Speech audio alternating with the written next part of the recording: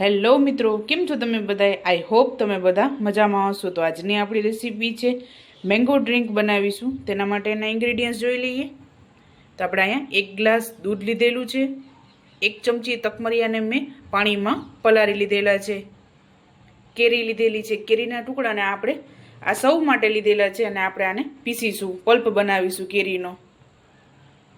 અને ફાલુદાની જેલી લીધેલી છે, દૂધની તાજી મલાઈ, કોર્નફ્લોર, ખાંડ જરૂર અનુસાર અને બદામની કતરણ લીધેલી છે. તો ચાલો રેસીપી સ્ટાર્ટ કરીએ. સૌપ્રથમ આપણે દૂધને ગરમ મૂકીશું. તો સૌપ્રથમ આપણે દૂધને ગરમ મૂકીશું.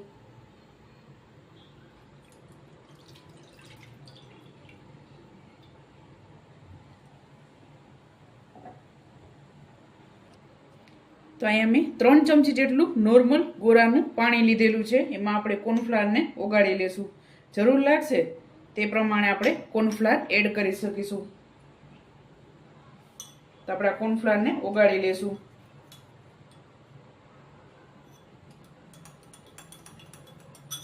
કોર્નફ્લાવરની જગ્યાએ તમે કસ્ટર્ડ પાવડર પણ એડ કરી શકો છો. કસ્ટર્ડ પાવડરથી આપણે ટેસ્ટ થોડોક ચેન્જ થઈ જાય છે.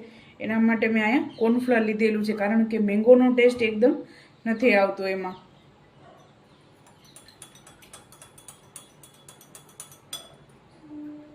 પાણીમાં ઓગાળી લીધેલો છે. દૂધ ગરમ થાય ત્યારબાદ આપણે ખાંડ એડ કરીશું. જે રીતે આપણે મીઠાશ લાગશે તે પ્રમાણે આપણે ખાંડ એડ કરીશું. તો આપણે દૂધ ગરમ થાય છે ત્યાં સુધી કેરીનો પલ્પ બનાવીશું.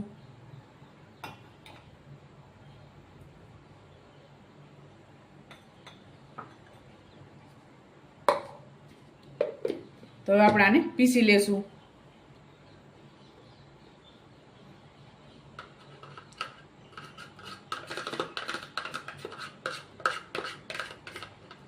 તો આપણે એકદમ સરસ પલ્પ તૈયાર થઈ ગયો છે. દૂધને આપણે વચ્ચે વચ્ચે આ રીતે હલાવતું રહેવાનું છે. તો આપણું દૂધ ગરમ થઈ ગયું છે. એમાં આપણે મેંગો પલ્પ એડ કરીશું.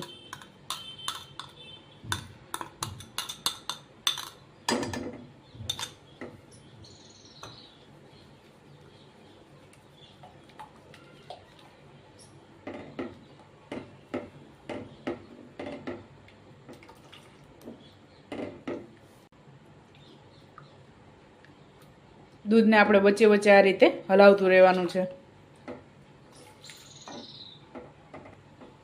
તો આપણું દૂધ ગરમ થઈ ગયું છે.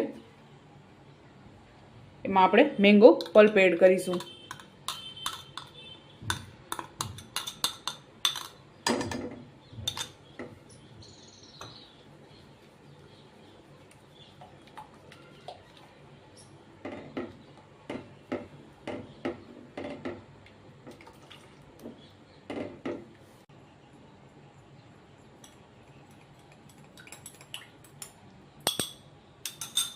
ત્યારબાદ કોર્નફ્લાવર એડ કરીશું. આપણે થોડું થોડું એડ કરવાનું છે. જરૂર લાગશે તે પ્રમાણે આપણે આમાં એડ કરતા જઈશું.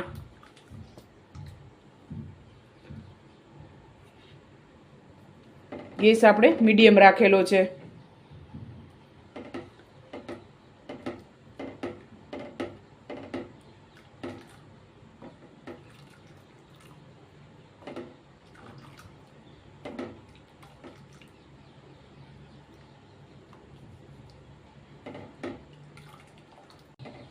ત્યારબાદ દૂધની મલાઈ એડ કરીશું.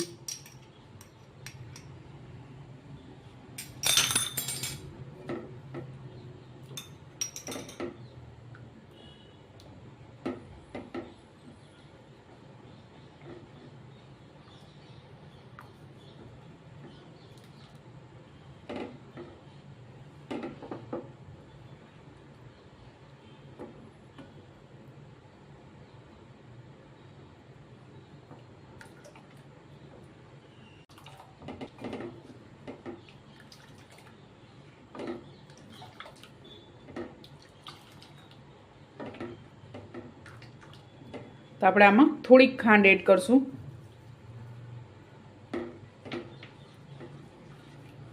ખાંડની જગ્યાએ તમે મધ પણ એડ કરી શકો છો.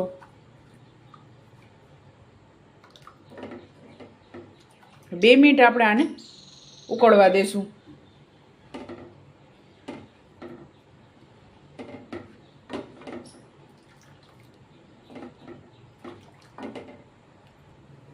તો આપણી ખાંડ ઓગળી ગઈ છે ને એકદમ સરસ આ રીતે દૂધ આપણું એકદમ ખાટું થઈ ગયું છે.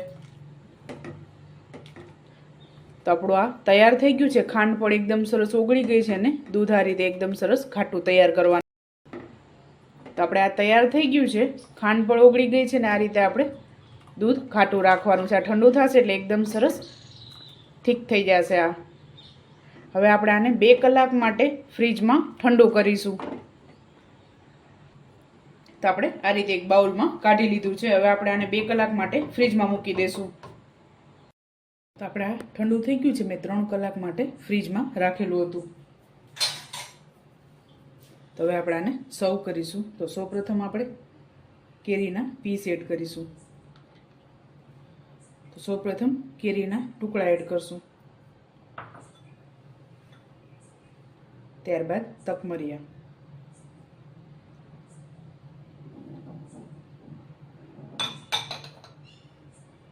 અને બદામની કતરણ એડ કરશું.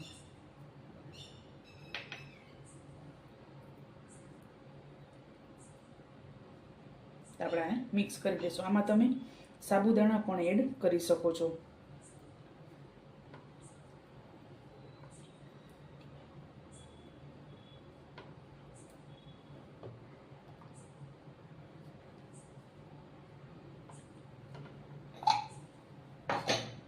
તો હવે આપણે સર્વ કરીશું.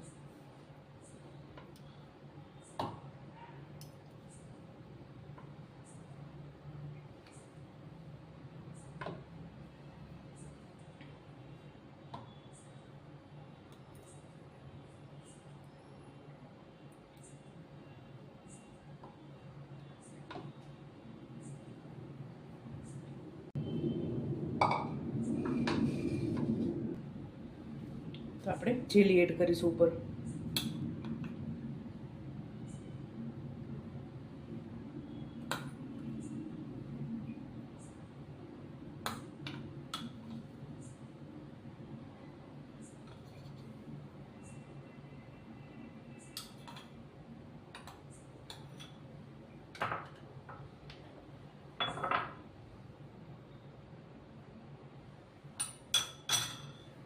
ત્યારબાદ બદામની કતરણ એડ કરીશું.